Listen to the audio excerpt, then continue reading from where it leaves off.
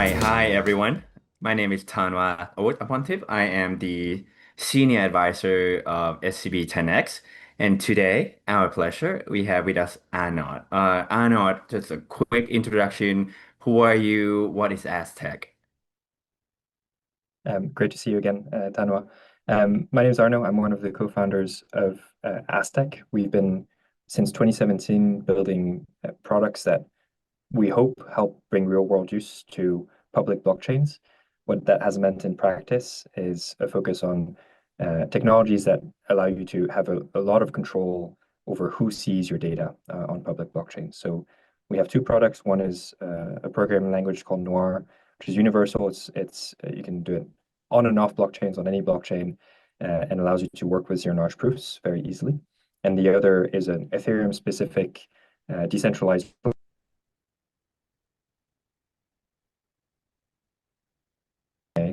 Um, my audio is back, cut out for just a second. Mhm. Um, the other product is an Ethereum focused layer 2 decentralized from day one, which gives encrypted states first class citizen status. So you can have private smart contracts, private interactions, and private states natively, which is we think a very big unlock for the space. We started in traditional finance, and we realized that without these tools, you just can't really bring anything real on public blockchains. Mhm. So the product is really exciting, but I want to take us back to the motivation first. You have written extensively about how trust underpins civilization, and I find that very fascinating. And of course, the title of this session is Trust Infrastructure, which Aztec is trying to be. Can you explain to us what is broken about our current trust system, and why does that matter so much in the crypto space? Yeah, absolutely. So my experience with the internet really starts from a very young age. I've never known a world without the internet.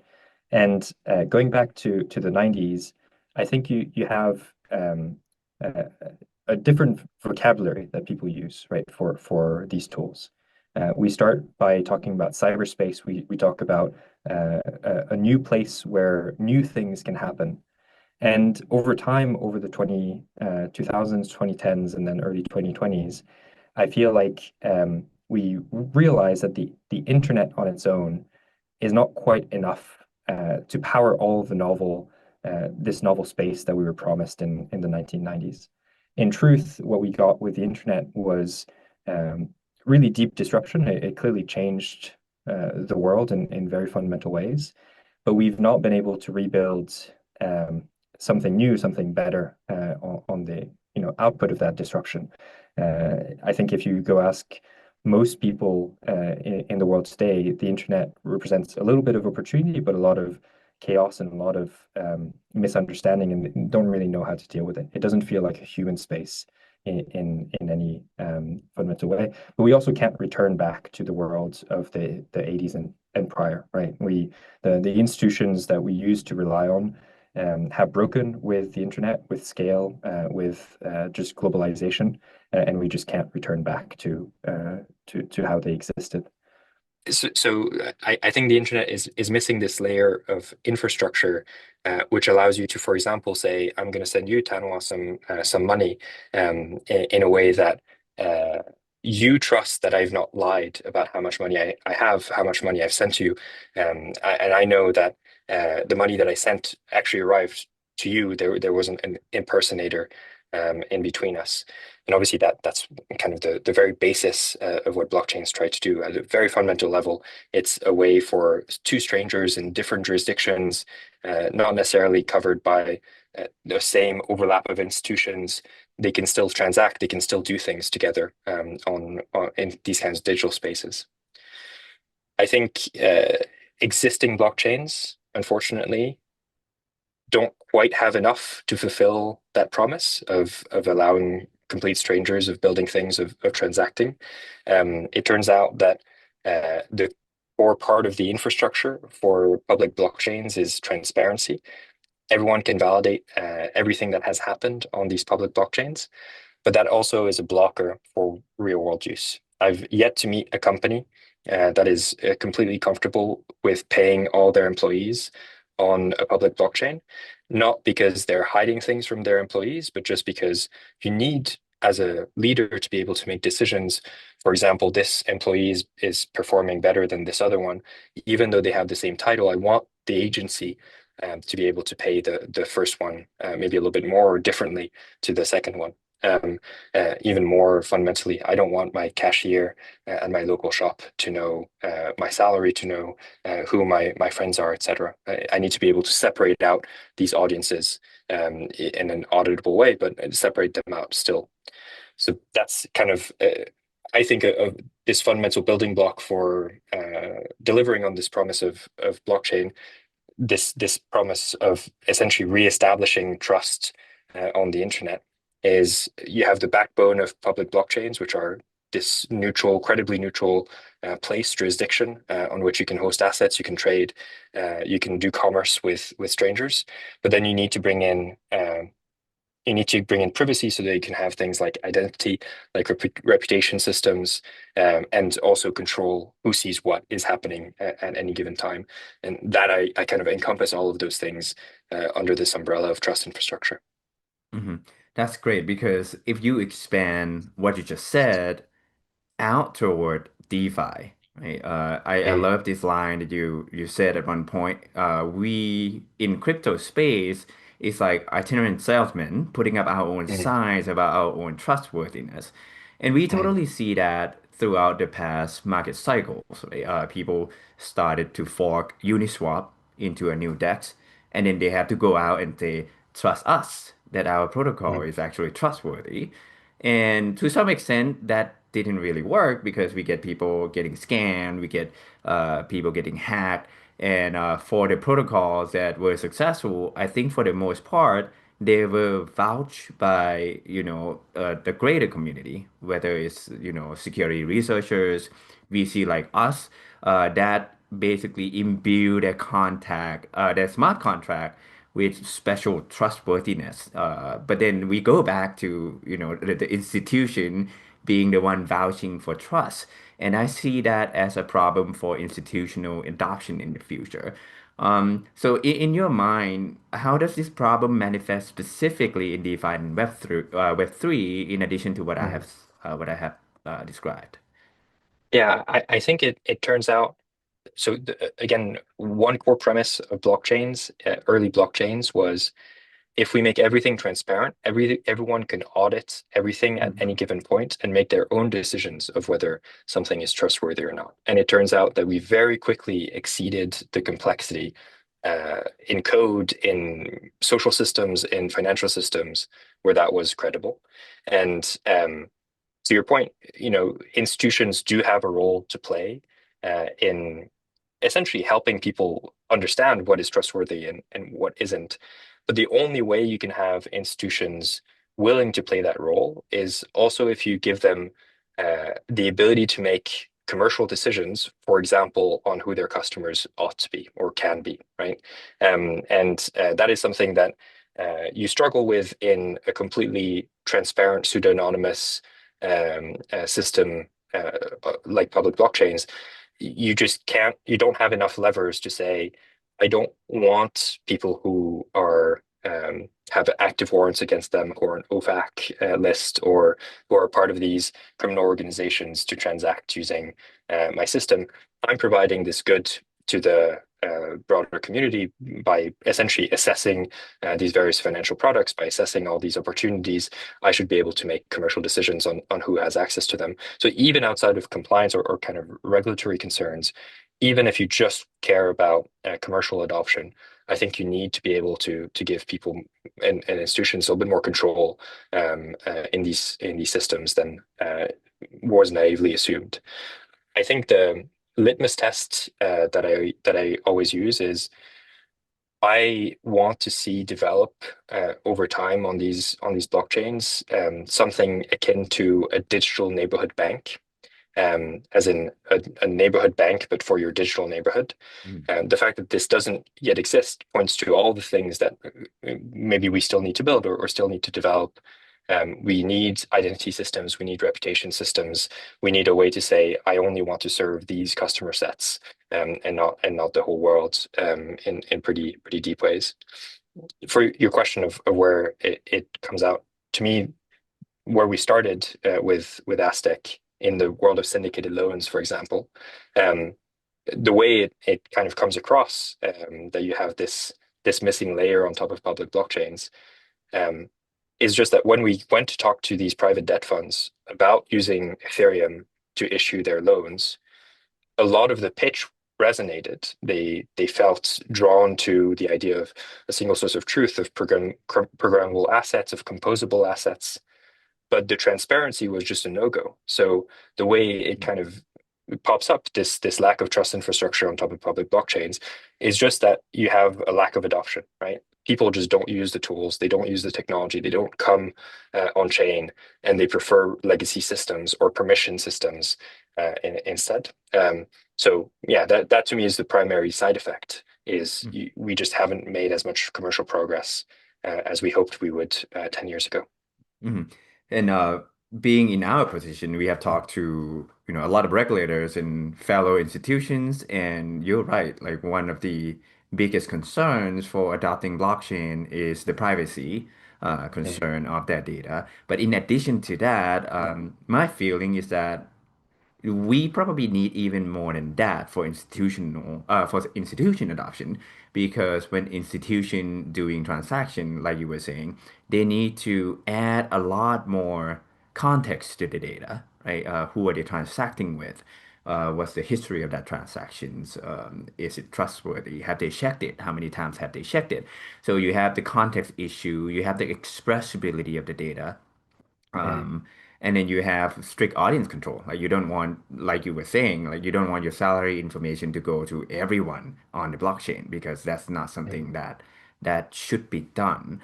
So mm, Aztec is targeting or addressing, in addition to the privacy concern, also the context of the data, the expressibility of the data, and the audience control as well, right? That's the mm, ultimate goal of Aztec.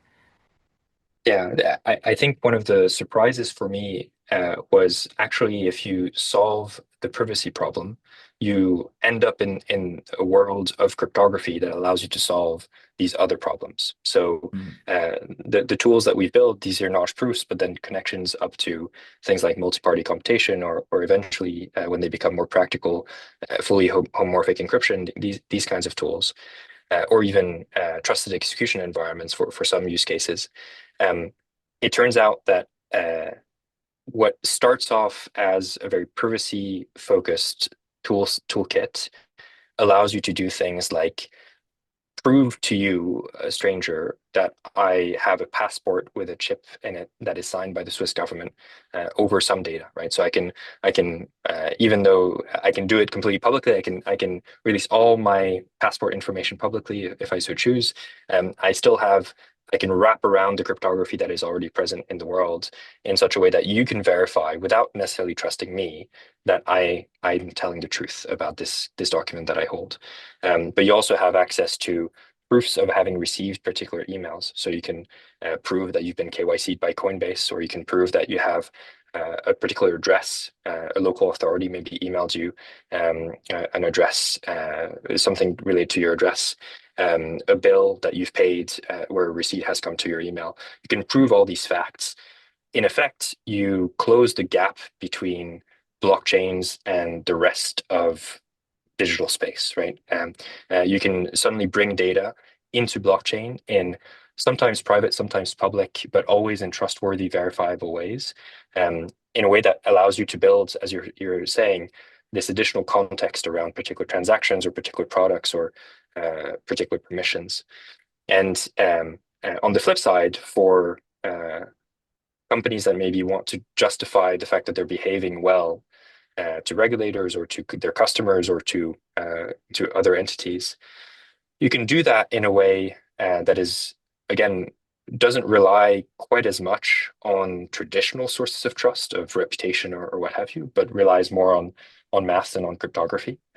So I can create financial products where the trades happen privately, but I can prove to everyone who wishes to be to kind of check that all the trades happened fairly according to an algorithm that they can observe. And again, to me, this is a big expansion of the design space of the internet. It's not just about crypto, right? You can now do things, commerce and finance, in ways that you couldn't previously do them.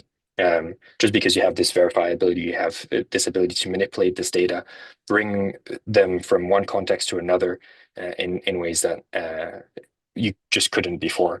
And I think that's quite special. Mhm. So that's really fascinating because two of your products are CK Passport and CK Email. And I love how you put it. Like we can do with trust infrastructure the things that we couldn't do before. Right now, if I'm an institution and I want to verify that somebody has a valid passport and also hold a valid email, I need to check with two institutions, right? I need to check with maybe, some government, and then I need to check with Google or something, or have them send me an Yeah. email. So that is two separate institutions. But with these products, CK Passport and CK Email, the identity of the person I'm trying to check can actually be verified in a composable way, which means I Mhm. only need to check with the blockchain. And I find that composability very, very crucial.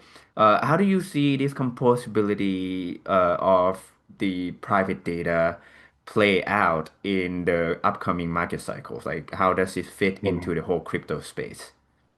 Yeah, just a quick correction beforehand. ZKML and ZK Passport use our tools, but they're not Mhm. built by us. Okay. I think we've done a good job of um, making the tools easily approachable by even non-cryptographers that people have been using them for things like ZK Passport and ZKML, but not built internally. I think I'll add one benefit to the list that you put out there.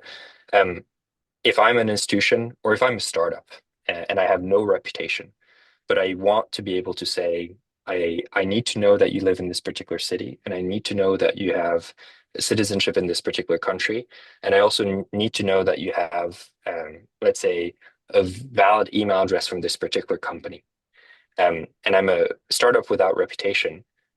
The only way you can do it before these tools is by asking whatever person you're trying to onboard to give you all that data completely in the clear. They need to do all the work to figure out whether they trust you to give, enough to give you their passport photos or kind of passport details, their address, their maybe company email, and they have to go through Google login. So they have to kind of give you maybe access to their first name, last name, maybe their phone number is part of their profile data.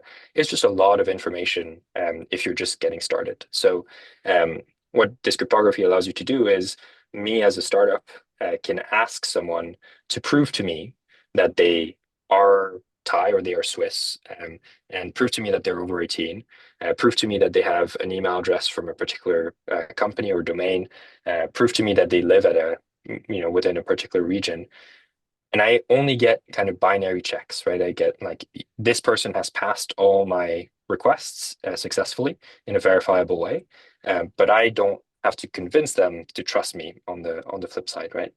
I kind of cheapen the start of the relationship in a way that I think is quite powerful. And to answer your actual question of how this plays out in the next market cycle, I think it's intimately tied to there being more and more entities online that are not strictly speaking people, be it AI bots or bot farms of a more traditional variety.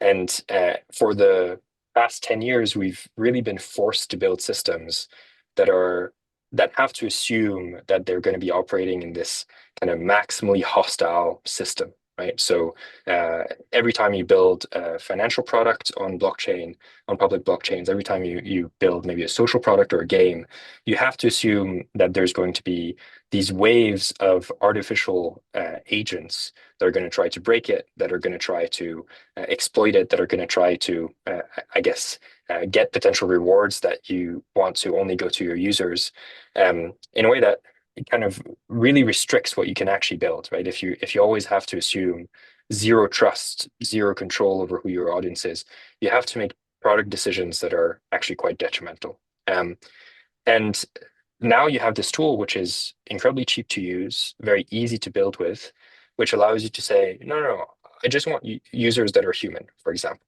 that have a passport or that have a registered phone number in these countries. Or I just want users who can prove to me that they were they played a game based on achievements on public websites. You can prove that they have a history of playing a particular game or of interacting with a particular website, or that are followed by me on Twitter or on Facebook. So you suddenly have products that you can build where you can relax a little bit, fundamentally. You can say, I know who these users are going to be roughly, and I don't necessarily need to know everything about them, but I know I can make assumptions maybe about who they are, how they're going to behave, the kinds of things that they're going to want to do, and I'm going to also be able to make assumptions around what kinds of risks I'm exposing myself to and my users to. So, in at a high level, what I think is going to happen is this all unlocks what I broadly put under the umbrella of real world use, under collateralized credit, real world assets, being able to do more with on-chain social, on-chain identity, to be able to build games that are, again, explicitly, the word that comes to mind is maybe cozy, right? Like places that are, are not going to be inhabited or overrun by bots, or by bot farms. All these things to me are an essential. If blockchain is going to succeed, if blockchain is something that people want to use, you just have to be able to kind of make these guarantees to users.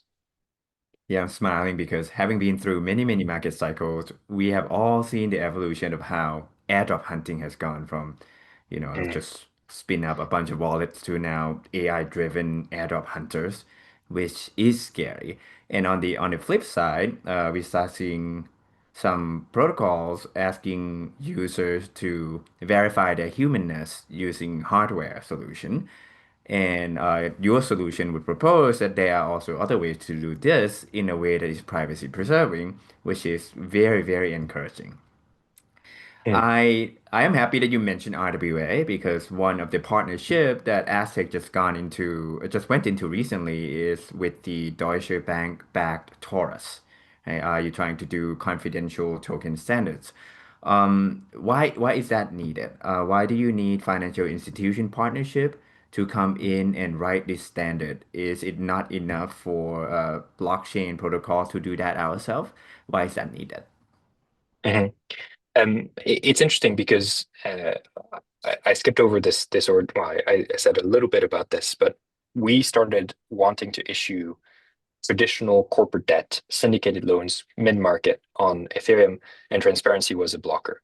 Um, and I think Taurus approached us, it must have been the middle of 2024, with the idea of, hey, we think that with the tools that you've built over the past few years, we can actually deliver on this promise, right? Of blockchains are where all assets should live. It's clearly a better place than in kind of the bank's databases, old-fashioned databases, or what have you. You can actually issue them on this native asset layer of public blockchains.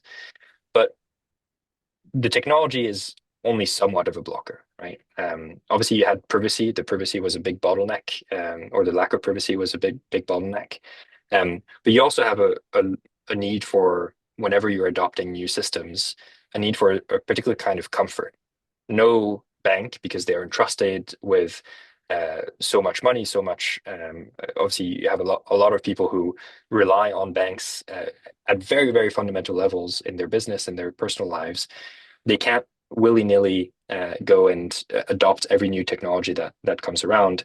And so the asset standard was a way to start the conversation being basically showing what is possible without having to have too much risk taken on by kind of an early adopter. Um, and we really want to show that the kinds of safeguards, the kinds of controls, the kinds of privacy that banks not only assume today but rely on, you don't need a permission blockchain in order to get the same guarantees. You can actually build it on this more neutral, decentralized, reliable. Ethereum hasn't gone down in 10 years, not even once. So you can build on this new infrastructure, but still get all the safeguards and all the controls that you, as a very, very trusted, very critical part of the economy, need, right? And then, of course, you have the regulations. You have regulators that will want to have banks justify their use of new technologies. And the easier we can make that conversation, the easier it will be for banks to adopt this stack. So it was really no-brainer for us to kind of, yeah, help Taurus build the showcase. Mhm. So I could see how this trust infrastructure would touch everything that blockchain could do in the future, right? You can touch DeFi, you can touch identity, you can touch human verification, RWA, real world asset, and asset-backed token and all that. But I want to go a little bit to the philosophical part of this. You described at one point that CK cryptography can help transition the internet from tools for activism to tools for conspiracy. And I Mhm. don't quite get that because that sounds very controversial. And can you Sure. explain the distinction? I thought we don't want conspiracy in crypto.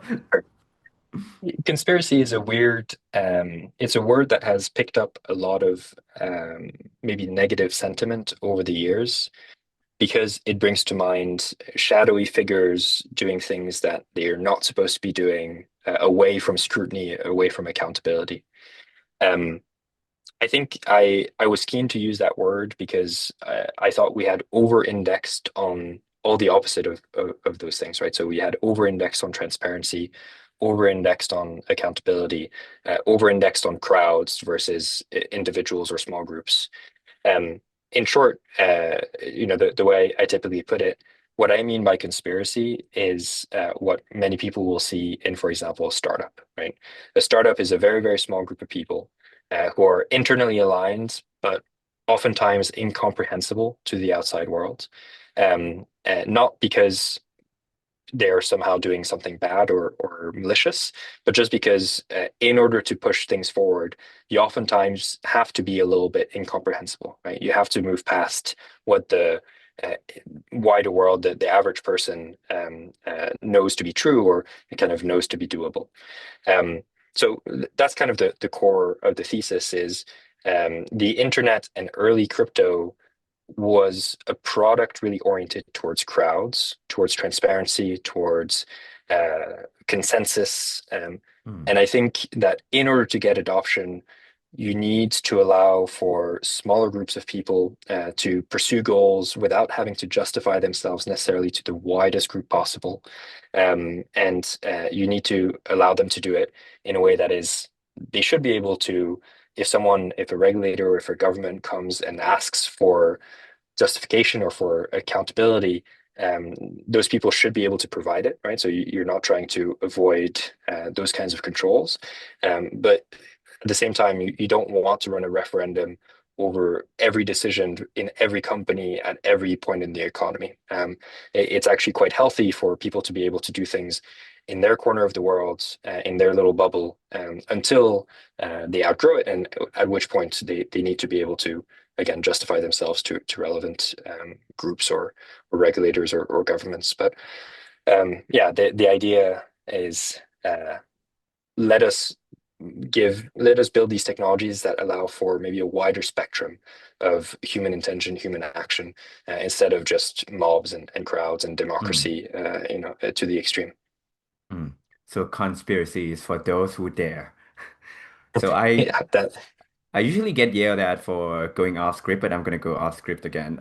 We totally have seen this played out in the AI space, right? We have seen AI companies that refuse to release a model because they know it's going to be so controversial. So they hold on to a model that is more powerful than what they release in public.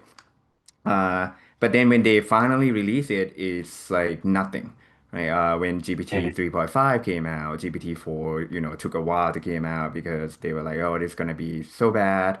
And then they held back the video generation models from various companies. And what you Mhm. just mentioned just brought that to mind, right? If Mhm. we build an infrastructure that allow these people to dare and go out and do their things, and yet being able to prove when the time comes, when the regulators come knocking, that what they are doing is not actually all that bad, then this Mhm. would seriously accelerate the rate of development of a lot of things much further. Is that Mhm. something that you see coming into play for CK technology in the wider world outside of crypto? Yeah, I think I'll broaden it a little bit um, to talk about what is always obvious to me is I don't have agency over the majority of the products that I use in my life, right? I don't have, most of them are built in the US. I'm not a US resident or citizen. I have no way to influence the regulatory regime of the United States. And yet they're these critical bits of infrastructure for me, right? And I think the right mix, if we want to continue growing, if we want to enable great things to continue happening technologically, commercially, is somewhere around when you're small, when you're just getting started. Again, you only need to justify yourself to the smallest group of possible of people possible, maybe just your co-founders and a few investors. And then as you grow, as your tool becomes more critical, you have ways to also be accountable to not just national regulators or not just your shareholders, but maybe a slightly broader set, your users, the users of the companies that use you as basic infrastructure. And that to me is the ultimate promise of blockchain, right? It kind of helps you reconfigure a little bit the groups that you're accountable to, sometimes by giving ownership, but most of the time just by maybe delegating some control or some verifiability to your claims. You see it with even in finance, in crypto, with demands of proofs of reserves for the kind of big exchanges. That to me is a form of accountability, right? But it's not Hmm. necessarily to national governments, it's just to your users. Your users want to be confident that you have the money you claim you do, that you're operating in the way that you claim you are operating. And that is where this kind of cryptography really can play a role, right? You can say, I can prove to you that I own all these addresses. I can prove to you that I have this money in the bank account. You can verify all these claims without trusting me, without trusting an auditor, just trusting the cryptography. But at the end of the day, if some of these things I want to remain private, or I want to have some of the operations of my company verifiable but private, I can do that with the kind of wrapper of programmable cryptography, which is, yeah, I think is a big step change. Mhm. So we could see that, CK cryptography could be a really big infrastructure for future development of various products. However, blockchain smart contract in general are known for being already so complex. Like the Mm, whole security issues in smart contracts have caused billions of dollar loss in the mm, past year alone.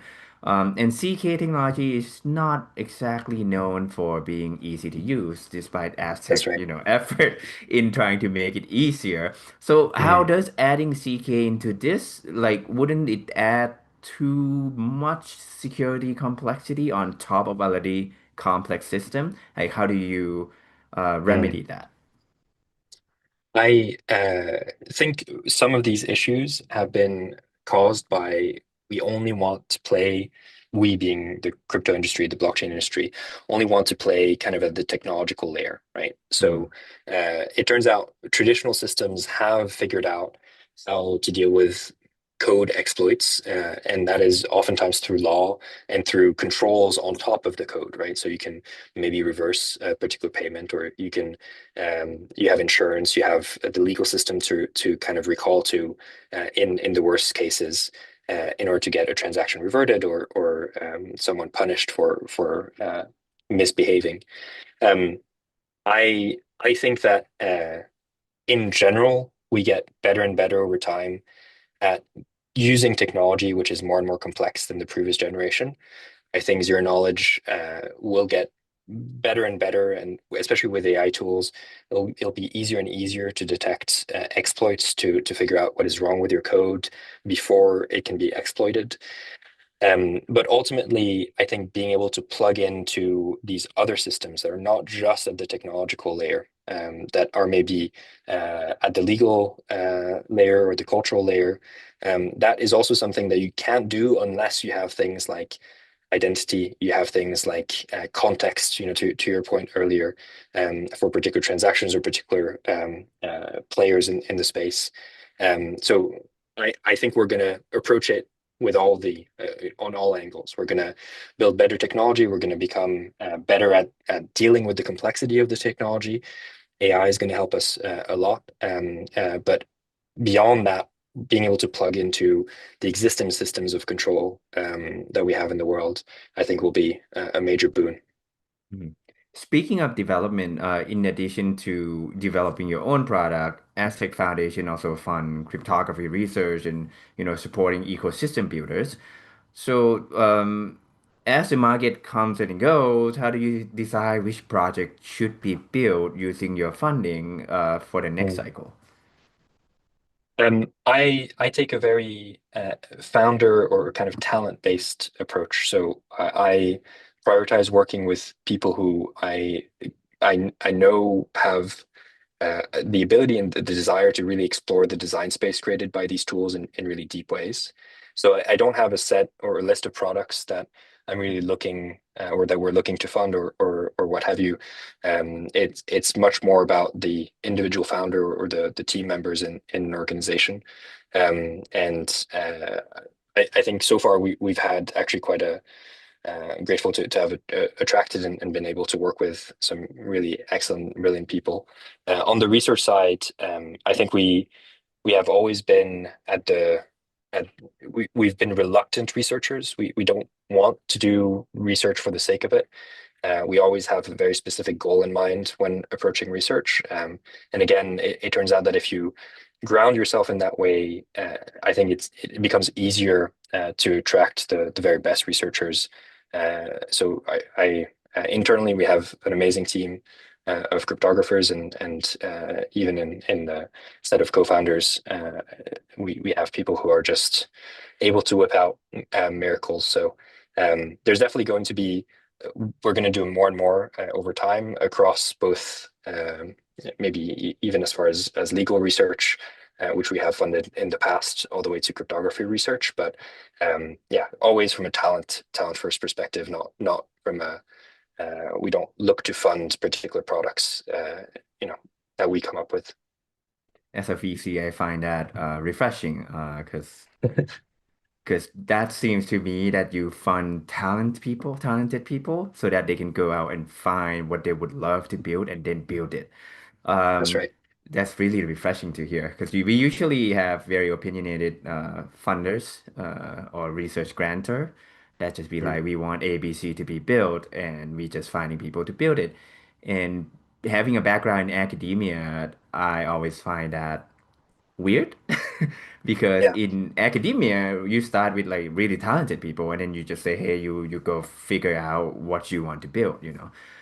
Mm, Which bring me to the next point. You have said that trust infrastructure, if these people are building it up, would create this new surface area to for trust building. And you have said mm, before in other interviews that the internet allow people to have more activities together, but less surface area to build trust, right? mm, And trust infrastructure would kind of bring back the surface area again. Like, what mm. does that look like in practice? Like, what does surface area for trust building mean to you and to the builders? Mm. I'll come back to this litmus test that I mentioned earlier. I grew up on the internet. A lot of the friend groups that I'm a part of are, if not digital only, digital first. And it's always striking to me that if there's a project or an idea for a project that emerges out of one of these friend groups, there are only really two or three ways to get it funded, to kind of get capital to pursue it. The most common way is you kind of filter and shape these ideas into the shape of a startup and you go address yourself to venture capital. But that's a very limiting way to go about things. Or maybe you get a generous donor. They're, the Theo Fellowship, these kinds of organizations where if you happen to fit the criteria, maybe you get things funded that way. That's not how it used to be, right? You used to be able to go to your neighborhood bank, to people who know you, have maybe know your family, know your friends, have full context about what you've done in the past, and with or without a business model, uh, because you're able to have trust, common context, shared context, they can make decisions that are not necessarily justifiable to one central bank in New York or in Bangkok or in London, right? You can make decisions that are very, very specific to a context that you have a lot of information about. And that is what I want to see more of on the internet, is less kind of centralized disbursement and control of capital, and more agency to fund things that are maybe a little bit weirder, a little bit more novel, a little bit less easily identifiable by VCs or by these big capital allocators, but are still very valuable for the world at large. Mhm. Okay. We have a few more minutes left, so I have two quick questions for you. One, uh, if I'm a technical cryptographer or like a builder that want to work in this space, do you have any Mm. advice for other founders who are trying to build this sustainable privacy infrastructure, especially in challenging market conditions? Yeah. Um, I we've had ecosystem participants build what used to take us a year and a half to build in a week or a weekend, even on some occasions. So I think you starting now is the best that it's ever been. You can experiment with very little capital. You can experiment with very little pre-existing cryptography expertise to just build the products that you want to build. And despite maybe challenging market conditions overall, I do think there's still a lot of angel investors and venture capitalists and institutions like us that are wanting to fund sometimes in small ways, sometimes in big ways, really novel products. So my only advice is just start, find the people that you think are doing interesting work and go talk to them. The space is still quite small and very open, so I think it's the easiest time to start. It's never been any easier than today. Mhm. And I would resonate with that as well by saying if you are building interesting things, SCB 10X is always here. Uh, quick, we have about 2 minutes left, and what are we looking for next from Aztec? Like, what is coming Mm. up? What are you excited about? How can developers and institutions get in on the action with Aztec? I think the two big milestones. So technical milestones are. So yeah, privacy preserving layer two, so the Aztec network, we have a complete decentralized public working testnet. Because of the fact that our stack is complicated, as you said, we're being very gradual with the release. But we still expect to start settling blocks on Ethereum mainnets within the next few months. So if you're interested in contributing to the network, running a node, deploying assets or applications in this environment, which I think has very novel affordances, come talk to me. And then from things that I'm looking for, I think I understand this technology is sometimes difficult to wrap your head around, and especially within the context of institutions. I'd really relish the opportunity of coming in and explaining what can and can't be done to people who are not, it's not their full-time job to stay at the bleeding edge. I think we've done a really good job of educating folks in that position in the past. So if there's anyone that wants to understand what you can now build that you couldn't previously, I'd love to explain that. And as he's been doing a really great job at our Redefined event. With that, I would say thank you everyone for joining me. Thank you, Arno, for sharing with us your knowledge today. And hopefully we get to see you again during our next event. Thank you, everyone. Goodbye. Thank you. Thanks for having me.